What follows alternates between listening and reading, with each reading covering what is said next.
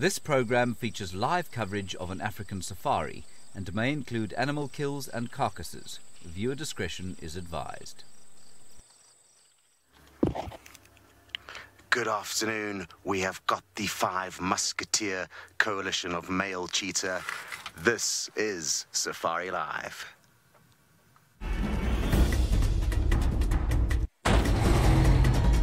I am in the middle of one of the true wilderness areas left in the world.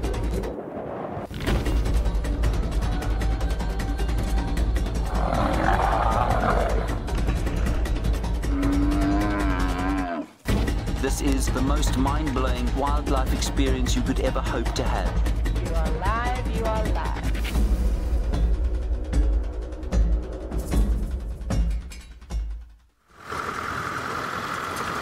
Good afternoon, everyone. Sorry, I just need to quickly pick up a camera that I positioned on the floor in the hope that the cheetah would walk past it, and they certainly did. So we're gonna have a cool little video that we got off this device, and we can now go catch back up with the cheetah, who have just woken up. They've been sleeping for the last 3 or 4 hours. They've been kind of up and down a little bit during the day. They are certainly very hungry, so that is something that we can all look forward to see them rectifying, is a little bit of hunting. They kind of semi-chased a zebra. It took us all by surprise, and I'm told they were also trying to get a meal earlier on this morning, unsuccessfully, before we arrived. We've been out with them the whole day. And it's wonderful to have you with us. My name's Scott. I'm teamed up with Manu on camera. We are in the Maasai Mara in Kenya. It is a beautiful day, and we couldn't wish to be spending it any other way than with you and the 5 Musketeer coalition on the move. A wonderful, wonderful start. I just want to do a big loop ahead. We'll actually be able to get some good 2 shots of a Thompson's gazelle that spotted them. They're probably going to overlook it, even though they're hungry. They prefer bigger and or easier prey to catch, of which there doesn't seem to be much of in this big open valley. It's quite sparse of game, but that could change at any moment. A herd could come rolling in over one of the hills. Oh, I've just seen a wildebeest over there, a lone, fully grown wildebeest, so that they might have their sights set on. We're going to get some incredible views now of this Thompson's gazelle spying on the cheetah as they make their way towards it. What a beautiful scene.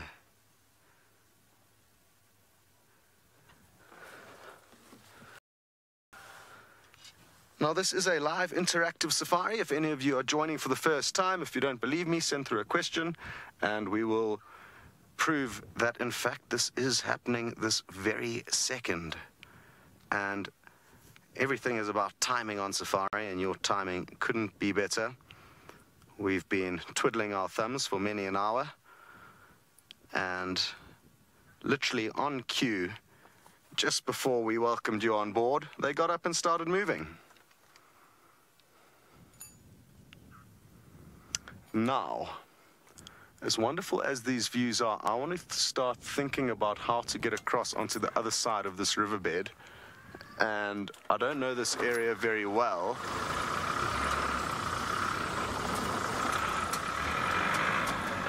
So let's go and do that now, sooner rather than later, because there is some possible prey. I've seen at least 1 adult wildebeest, and even though they would prefer to take down a youngster, an adult wildebeest can be taken down by them.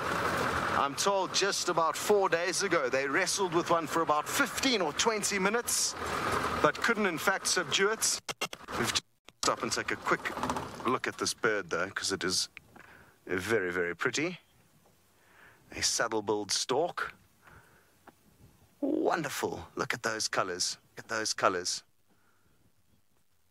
Good stuff. Well, we are going to send you from this beautiful bird down to South Africa with Tristan, who's viewing a nest of sorts. Well, we do have a beautiful bird of our own, and it's such a cool thing. This little bird is coming right up towards us. Look, it's about to sit on top of some very well camouflaged eggs. Look, there we go. You see, there they are.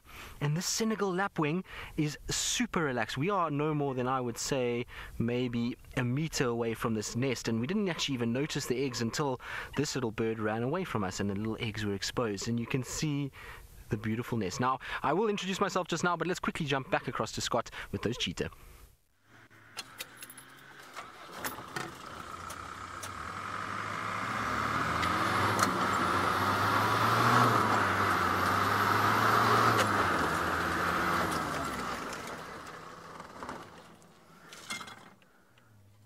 Welcome back, everyone. This poor baby eland. Oh no.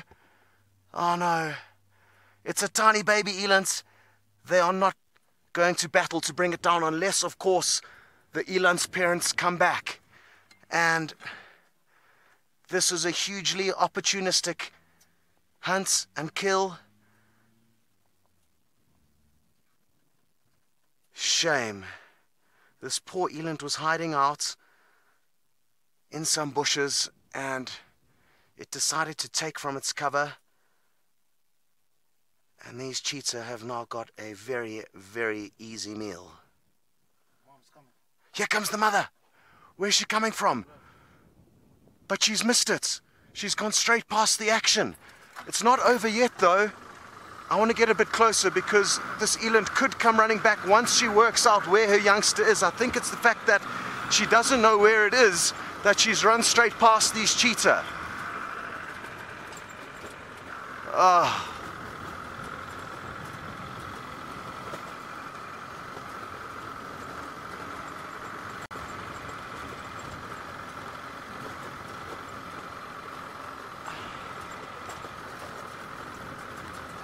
Alice, is this not over, kind of, for now?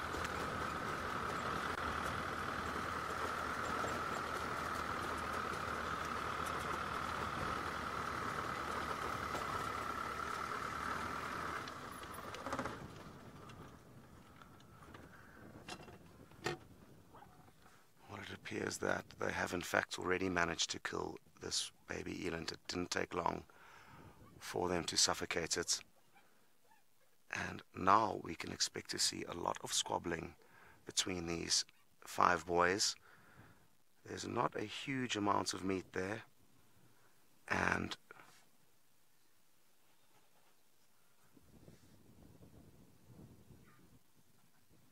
as the spots for dinner become tighter, they will definitely squabble more and more amongst one another. They haven't had a meal for 2 full days now.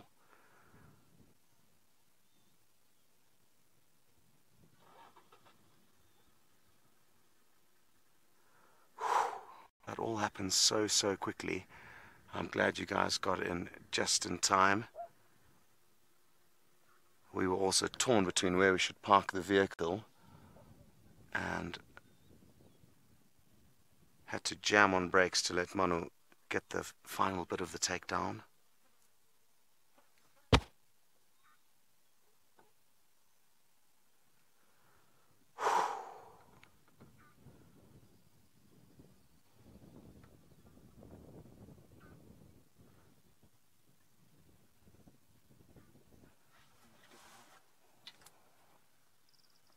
Let's have a look at the poor eland mother looking in on the scene. I'm guessing that is the mother. And shame.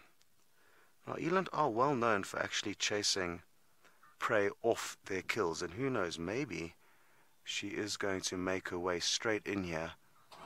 But right now it is going to sadly be far too late for it to be of any benefit, but she may well try, which would be very, very interesting.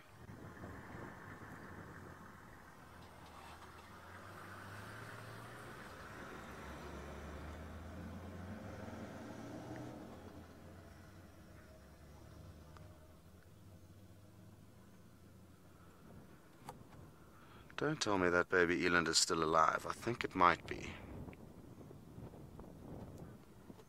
Which is obviously far from ideal. Yeah. Well, nature can be absolutely brutal and harsh, and I really wasn't expecting that.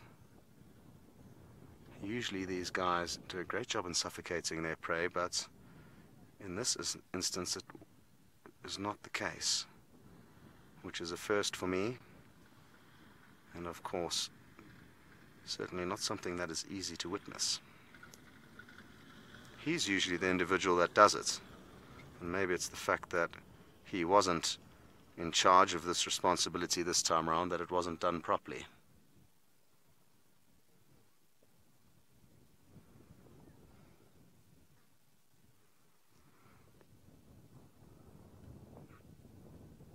Well, they got very, very fortunate because there's not a huge amount of prey around in this area, and this was a easy bonus meal for them. It was absolutely no match for their speed, nor the strength of 5 of them.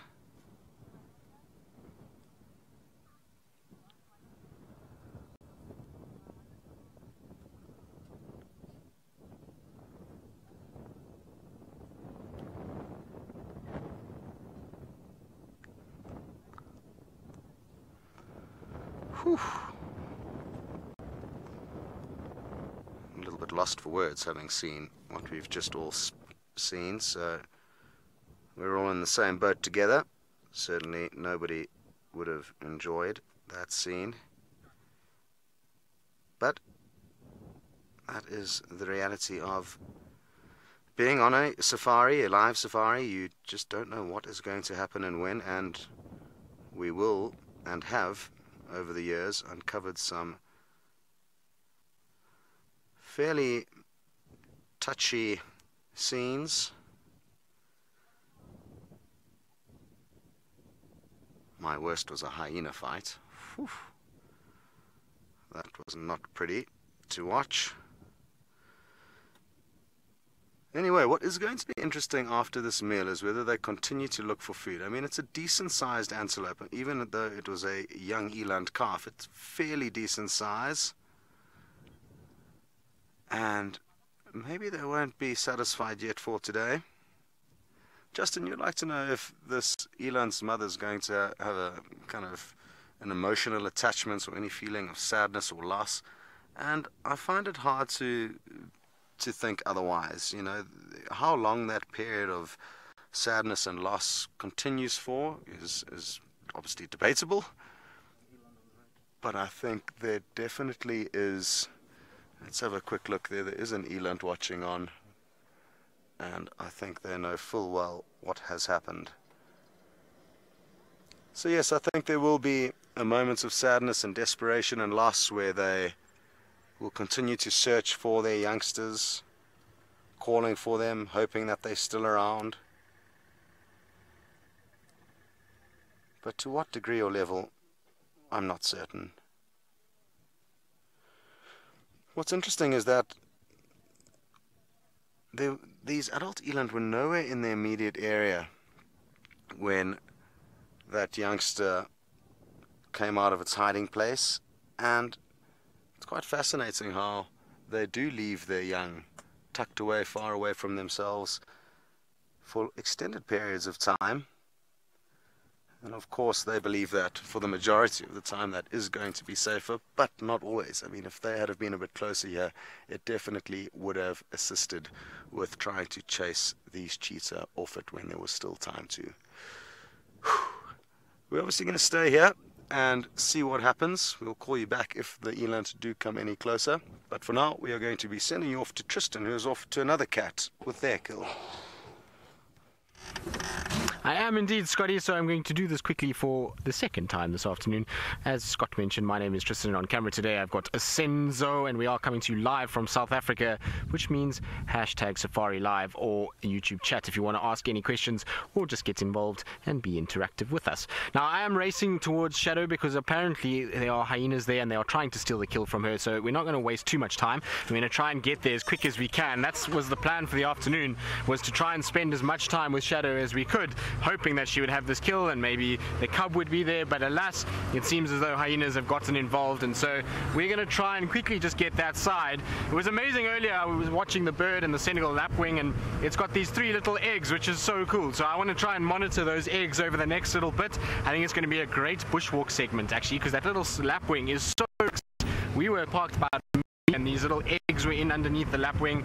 Amazing to see. Now, she could incubate those eggs. I don't know how long they've been there for, but she'll incubate those eggs. Normally with lapwings, it's somewhere around 30 days, so between sort of the late 20s and early 30s for a lapwing species. So I would imagine that maybe in the next few weeks we'll start to see them hatching, and wouldn't it be great if we could actually film them hatching themselves? So I'll try and monitor them. They're nice and close to camp, and it means we can check them pretty much every afternoon and morning, and maybe we'll get lucky and we'll actually watch the little ones hatch. But finding all these little chicks and baby animals has been so much fun in the last few weeks, and long may it continue at this rate. Now we're going to just try, sorry little vulture, I'll get to you later. We're going to just bypass our vulture nest for now as we try and get across to Shadow. The reason why I'm trying to get there quickly is because I just want to see what her reaction is to the hyenas. Maybe she's going to try and steal some of that carcass back. We know that the last time we saw on a kill where hyenas were involved, which was that big impala carcass when Byron was back here about a month ago, she eventually did get some of it back and hopped up into a tree, and so I wonder if it's going to be the same. And the interaction between obviously 2 predators is always super exciting, so hopefully we'll get there fairly shortly. We're not far away now. It should be just up ahead if my directions are correct, because I wasn't out this morning, so I don't really know exactly where it is, but hopefully we will be able to find what we are looking for.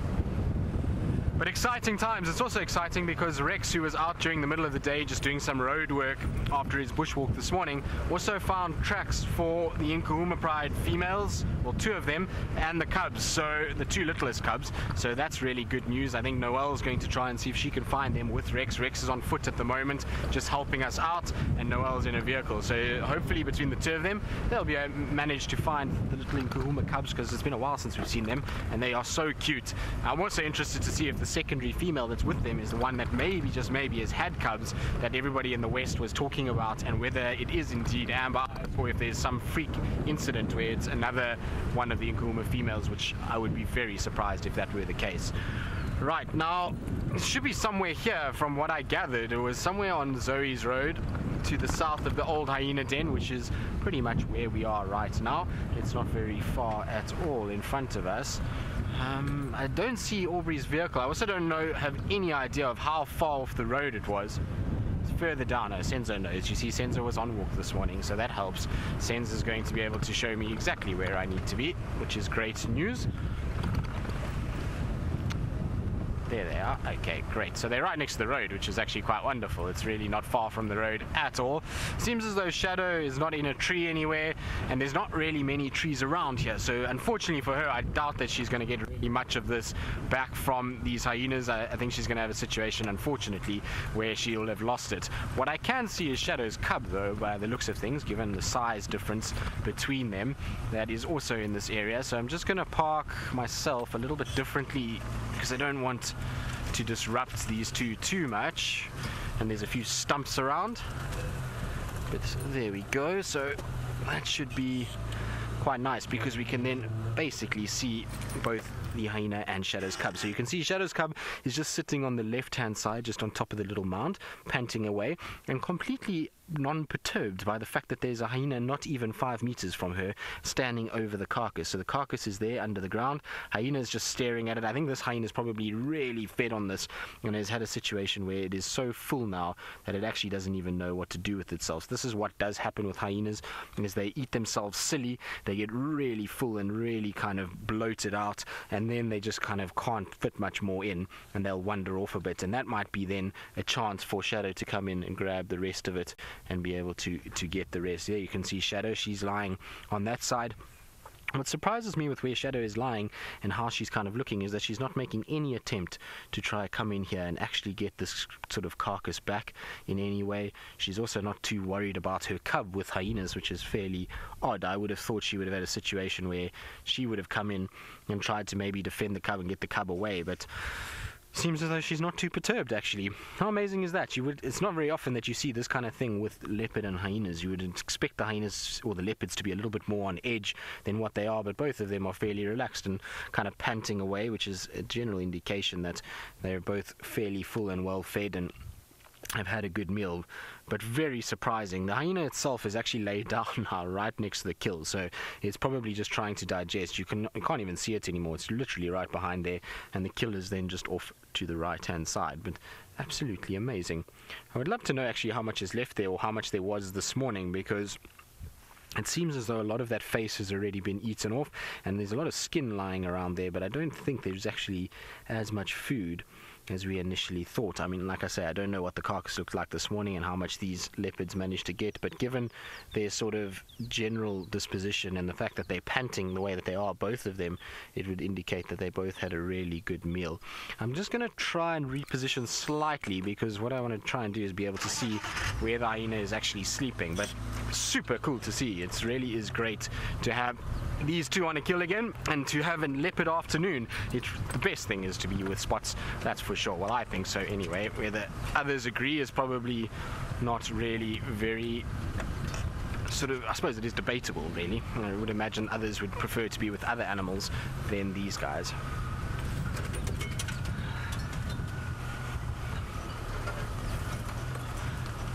David, you're wondering why hyenas would kill a leopard cub if they could end up just with scavenging from a leopard. But how crazy is this? Look at this. You've got the leopard in front and then the hyena right behind it. It is absolutely insane. There we go. Look at that. And who says that the two of them are super aggressive to one another? It's amazing when there's a food item in between them that they really become this relaxed. Both of them are fairly kind of nonplussed by the fact that the other one is here. But David, getting back to your question, the reason why hyenas kill leopard cubs is because when a cub is very small, it's defenseless. Ultimately, it is nutrients for a hyena, but it's also competition. The hyena knows that a leopard could potentially be dangerous to its offspring, and so it then kills those cubs when they're still defenseless and weak and are easy sort of prey, so to speak. When a leopard gets a little bit older and is able to climb, hyenas then realize that it's quite difficult. Also, a stronger, bigger leopard is something that is hard to be able to fight with. The risk of injury is much more, and so they would rather just scavenge from a leopard when it's older than actually fight with it.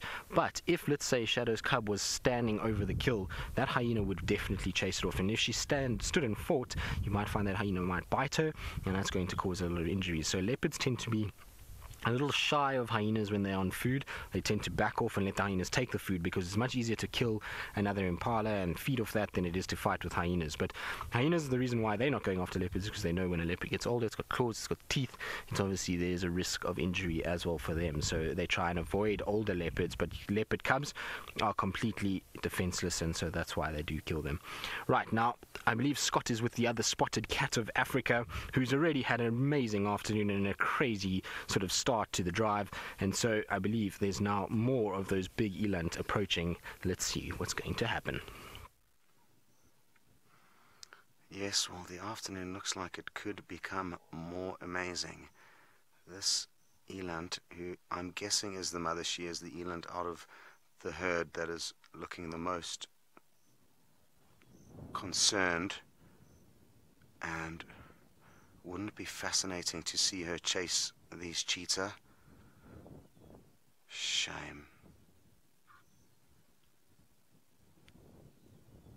I'm quite surprised she hasn't come for a closer inspection. I guess she is possibly nervous of them because they're predators, but it's going to be very difficult for even a coalition of 5 male cheetahs to bring down an eland, even a female.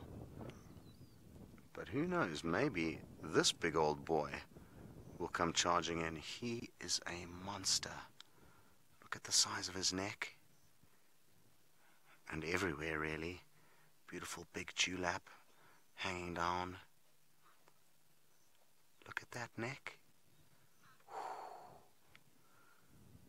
Now, if he came charging in, these cheetah would bombshell. They would not stick around. But I've got a feeling that is just not going to be the case. They're seemingly just wanting to investigate the scene and work out what exactly has happened, rather than charging in. Interestingly, the cheetah haven't been squabbling much over the kill. and they've just about finished it, it appears. They made very, very quick work of it. And they'll be fairly well fed after this meal, but there is a strong chance if they come across any other prey, they may go for it. Oh, we're getting a few raindrops now. There's just one dark cloud looming above us, and I wonder if we can show them some of our friends that are floating in on the scene. Ooh, no, we don't have the angle, but there are already vultures that have... Ooh, yeah, one's coming from the left nicely, Manu. There we go. So the vultures are already on the scene, and I always find it absolutely fascinating how quickly the message spreads, and it just goes to show how good their eyesight is. Beautiful. Oops. That wasn't ideal. But Manu's camera work certainly was. Well done, Manu. So a mixture of hooded vultures and white-backed vultures swooping in onto the scene. And I'm guessing some of them are going to probably start landing a bit closer to the carcass, in the knowledge that first come, first serve is applicable amongst the vultures. There's going to be a lot of squabbling and squawking when these boys decide to abandon the kill, which I'm guessing is going to be in the next couple of minutes. They are just about done, and they don't like to hang around in areas where there is a kill, because they know full well that all of these vultures coming down could be attracting the attention of other threats like lion and or hyena and even leopard. I guess leopard aren't going to be too much of a threat to these five boys, but to solitary or a pair of cheetah, leopards can also pose a threat. So that's why you see a lot of them scanning around, a few mouthfuls, stop, look up, scan around, make sure there's no threats.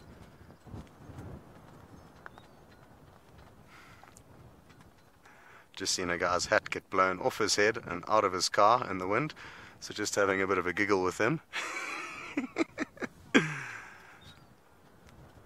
Great. Well, we are going to stick around, and we'll probably call you back as soon as the cheetah leave, and that way we'll be able to show you the descent of all these vultures upon the carcass. Very good. Back to Tristan. Hello, everyone. From vultures in the Mara to vultures in Sabi Sands. We're having a lovely afternoon so far. The clouds have lifted quite a bit, and it's nice and warm. There's some thermals rising up off the earth, so that's why we've got that beautiful vulture up there. I would guess it would be a white-backed. I am Noelle, and on camera I have Gendre. Gendre is giving thumbs up. We are live and interactive, as you know. Hashtag Safari Live on the Twitter, and you can follow us on the YouTube chat and send questions. We love, love, love questions. So Tristan is south and a little bit west of me with Shadow and the youngster and a hyena, I believe. Well, we are going to carry on our search for the Nkuhumas and see what happens there. We're almost to Biffleshoek Dam.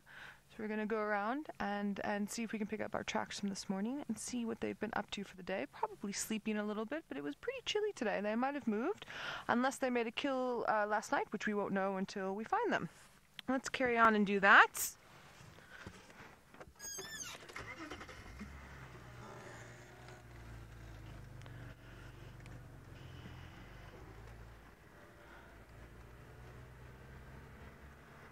All right, while we're busy looking for our lions, let's head back over to Tristan with a mobile leopard.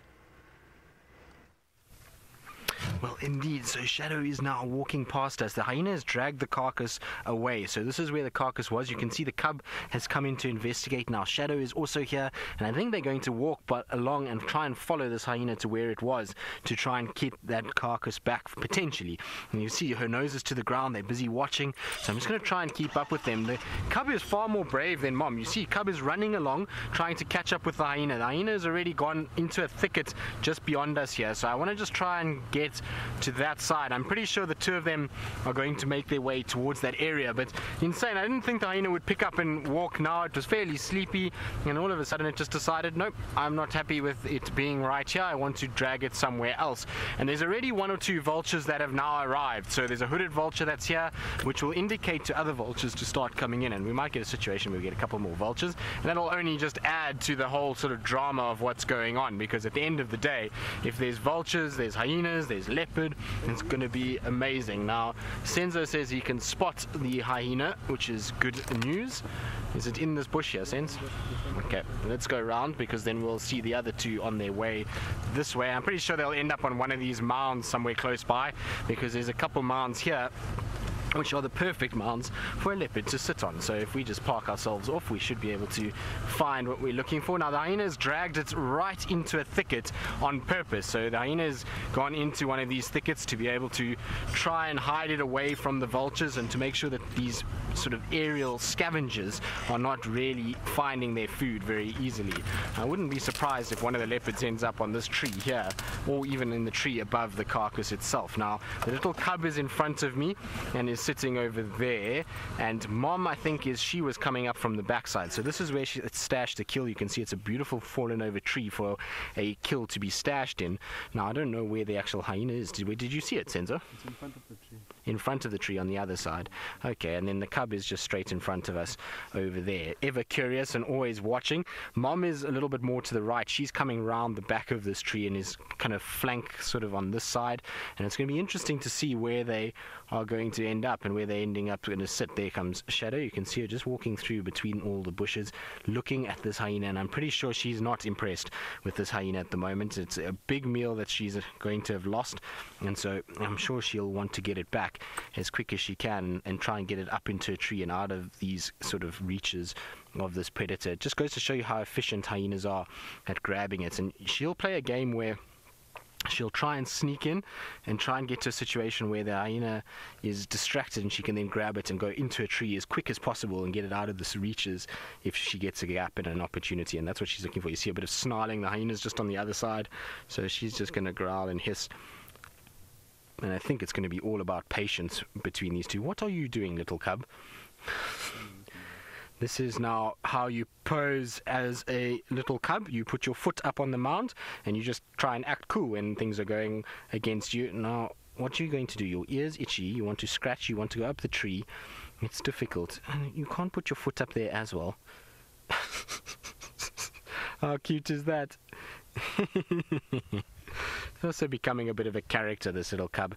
Here we go, back to normal leopard stance and pose.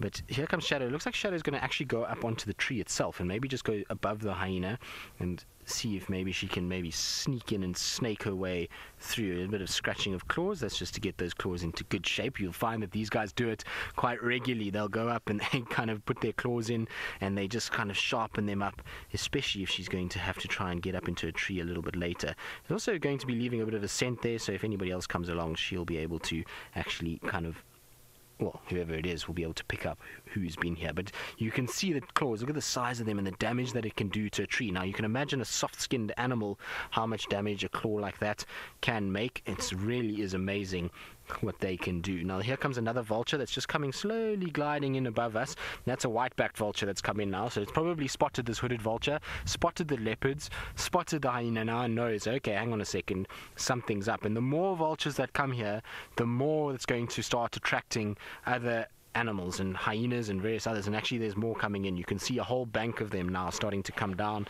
So it's amazing how quickly they're able to spot these hyenas moving things around. Ladybird, you're wondering how many species of vultures there are here in the Sabi Sands. Well, commonly seen species is the white-backed and the hooded vultures. And then we do see from time to time on big carcasses, we'll see the white-headeds and the lapid-faced. And then the very rare ones for this area would be the Cape vulture and the Egyptian vulture. Now, Egyptian vulture is really, I don't even know if we can consider it. There's only been a few reported sightings in the Kruger region, but I suppose it does occur in the Kruger Park system, so we can call it that. But those are the species that we get. You see Shadow Shadow's decided, nope, she's going to walk off. She's going to go find herself a comfier spot. She knows this hyena's got this carcass. The chances of her being able to get it back is probably very slim at this stage. I don't think she will. So she's maybe decided, that's it, we're going to leave it and walk off. You can see she's going. Now the cub is starting to follow, and maybe that's just the end of Shadow being on the kill, which is a bit unfortunate. I would have hoped that we would have had a situation where she tried to fight back a little bit and actually grab it back for herself. But I'm going to stick with Shadow and Cub just from a point of view that I would like to kind of see where they end up. Maybe she's going to go for water and then try again a little bit later, but let's see. We'll follow her along. There could also be a little bit of this carcass that's still at the back here somewhere that she's going to decide to actually eat. What's amazing though is how the little cub, once mom loses kind of focus and once mom loses her nerve to go and try and get it, the little cub would rather follow mom than actually try with hyena. While mom is around, it's quite brave, but as soon as mom disappears, the little cub is not into it at all, and it's now moving on and moving off, which is very interesting to watch. But let's just try and get around. Here we go. See how they're sniffing? This is exactly the path that this hyena dragged this carcass, is where Shadow is sniffing at the moment. The little cub's going to come in to sniff as well, see if there's any little bits. Shadow seems to have found a bone or something that's fallen off that she's going to eat, and then the cub's going around to see if there's any little pieces for it as well. I don't think there's going to be anything left for you girls, I'm afraid.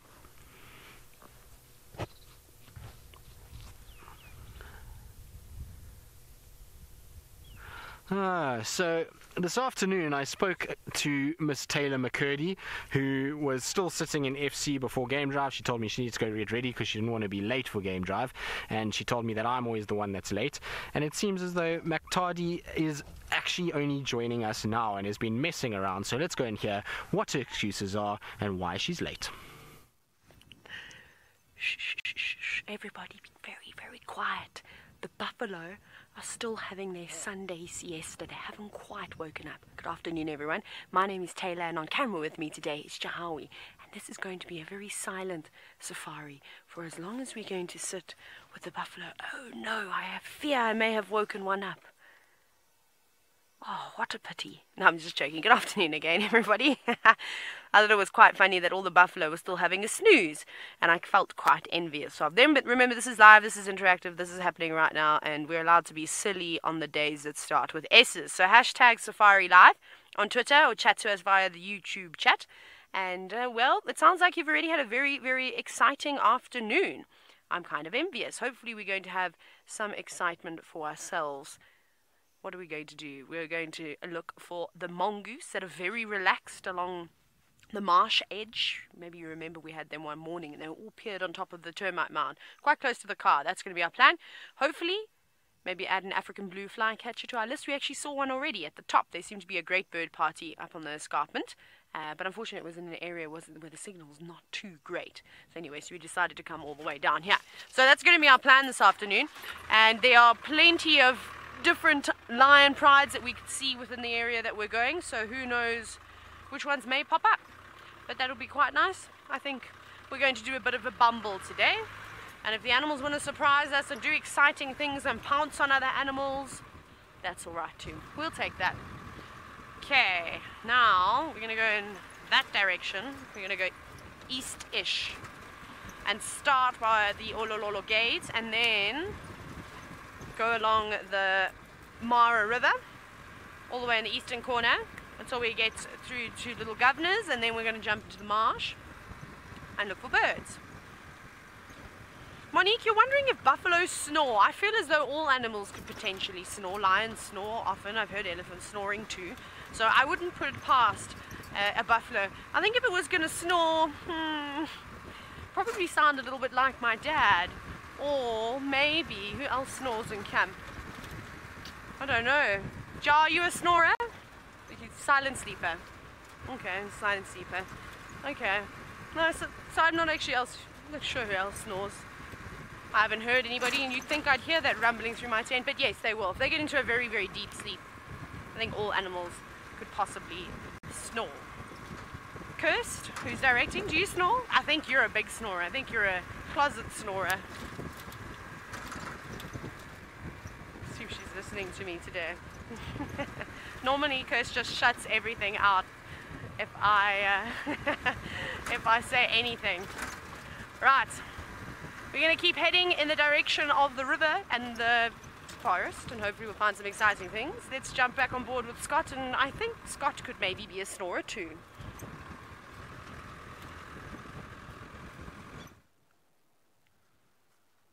Well, more descending vultures move into this scene, and some of them have actually moved down from the tree where we saw them landing and have now landed on the ground, and they are still waiting for these boys to finish off the scraps of this baby eland that they caught about 15 or 20 minutes ago. There they are, vultures waiting patiently. And I'm quite surprised that the cheetah have continued to feed on this carcass for so long. It really did look like they had made most of their way through it, but maybe it's because they were very hungry that they're just not letting anything go to waste. But I am certain at some point they will get up and move on, and then we will have the joy of seeing all the vultures come hopping in onto the scene. It's one of my favorite things to watch, all the bobbing heads of vultures hopping towards the kill once the predators have moved off.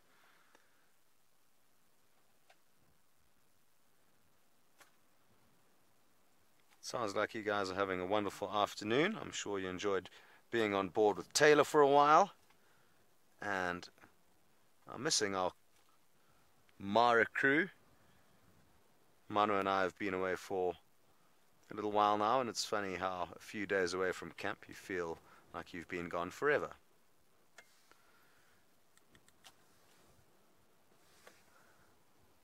Hi Jenny, you'd like to know if there's any parts of the carcass that the cheetah won't eat. Not, it's only the areas that they can't access, so kind of between the ribs and around the big bones, that they will tend to leave behind, but most of the meaty portions of the kill will be consumed, and especially when they're feeding on young animals like this young eland, they will certainly be softer and tender than the adults, so even the fur and the skin becomes a little bit easier to chew on and swallow. So this is going to be a skeleton, essentially, left with only little bits of meat that they can't get access to in and around the spine, the ribs. There'll be a decent amount for the vultures to still feed on, with their accurate and narrow beaks that are designed perfectly for picking the carcasses clean. As you can see, it's a very, very windy afternoon here in the Mara. And they're taking some time to prepare themselves. I'm not sure why you guys are cleaning yourselves, because you're about to get absolutely filthy and bloody. But I guess they're just preparing and killing some time before their little feast. Very good. We won't be going anywhere, and we'll race you back as soon as these hyena get a chance at their meal. But for now, back to Taylor with some elephants. Well, the one I'm going to show you is more spectacular than the other elephants, and I can't believe I'm saying that right now because I love all elephants, but he is a beautiful tusker, and we don't come across them all the time. Even in the Sabi sand, every now and then one will move on through. But look at his ivory. Not even, but that's okay. Adds a bit of character, doesn't it? He's definitely been digging a little bit. Not sparkly white, but nothing that a rainstorm can't fix. That's how I suppose elephants clean their teeth. Well, the ones that show on the outside anyway. And a couple of zebra in the background, and the beautiful, beautiful escarpment. I thought this was just too pretty not to say no to. I mean, it's unbelievable. Now, remember how I did those... Well, I didn't do anything. That's terrible of me. You all did the hard work, and you took the most amazing screenshots up on the open area behind camp on quarantine. And we monitored the grass. And we saw the changes, how it went from dry to green, green to dry over the different seasons. Why don't we do something like that here? I don't think the grass is going to change too much in terms of color. Maybe go a little bit yellow every now and then when there's a few weeks with no rain. But it's going to get taller and taller. So I think we could use this spot because we can come past here every day, and we'll try and use those trees. So can we zoom out so we can get those two trees in frame, just so we can use them as a... There we go. How does that feel? And then that's the frame we're going to do every single day now for as long as we remember. And if I've forgotten, please remind me, because I do forget. We know this. I'm not hiding anything. You can hashtag Safari Live. So keep an album with all these pictures, and then once we've got a couple, we can put them all together, make a collage, and take it from there, and then have a look. And remember to always hashtag Safari Live. So I must just remember this frame now. So I hope you've all got some screenshots, and that'll be perfect. Who knows? Maybe we can have an elephant every time. Ooh. No, Jared, you're talking about the tail, and you're wondering if the tail of that elephant is unusually long. Should we have a look so we can examine it? Jared is also one of our tech geniuses, although he doesn't claim the title yet of fixing X-ray machines. That's Martin, Microwave Martin. So there's his tail. It's long. And I think the hair on his tail is quite long. Come on, swish it around or take a step with your back right leg, please, Mr. Elephant. Oh, thank you very much. Very kind. Yeah, it is pretty long, isn't it? Don't you think he's lucky? Hey, Jared? I think so. I think this elephant has got everything going for him at the moment. He's got a long tail. Who wouldn't want an extra length fly swatter? I most certainly would. That's why I'm growing my hair at the moment and leaving it in such a long ponytail. Just move my head from side to side and swat the flies away like that. It works quite well. He's got beautiful ivory, and he's a very big bull. And he doesn't seem to have too many scars, or he doesn't have any holes in his ears. What a lovely feather. I can tell you right now that this is going to be zebra heaven. This grass is amazing. I can imagine all horses would go absolutely crazy, rolling around in it, eating it. It's beautiful and green. It's lush. And of course, I think we're going to start to see lots and lots of elephants around here at the moment too. It looks like a golf course, looks like a fairway. Not quite green. I reckon if you mowed it down, though, you could have a great golf pitch. Oh, golf pitcher. Cricket pitch would be quite. It would be lovely to play on. Anyways, I'm going to send you across to my friend Tristan, who's in South Africa.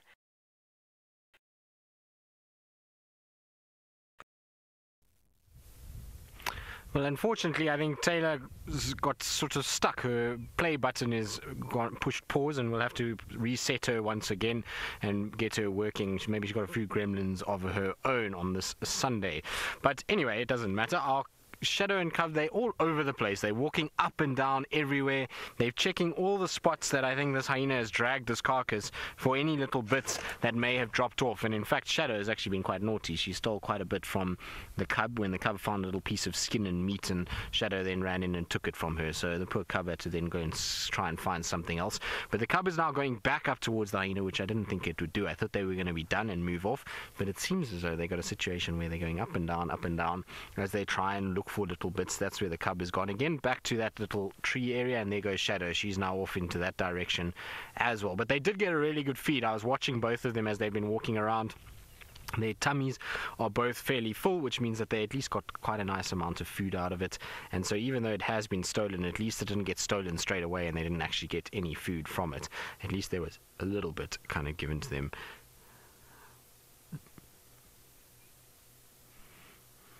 Marvin, you're wondering if Shadow is just a nickname or if it's the name that she was assigned. Well, that is her name. So she was at one stage in her life called Tingana, but we have a male leopard called Tingana, so it was then changed towards Shadow, and so it is the real name that was given to her.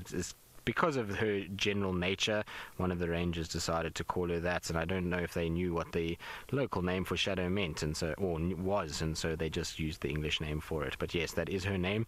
And it's like some of the leopards in the Mara. I know there's a leopard there called Olive, so it's, these things do happen from time to time. Oh, look at that! Isn't that sweet? It's not met with much love though. Shadow's just growled at her as she came up. But it's beautiful. The sun is just coming out a little bit now.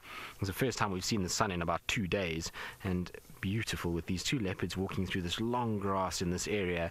It is absolutely wonderful. So nice to have a bit of light out again, and hopefully that will be the end of this cold, dreary, overcast weather that we've had over the last little bit. It also mean we'll probably end up with a little bit more drier conditions to start the morning tomorrow, which would be quite wonderful.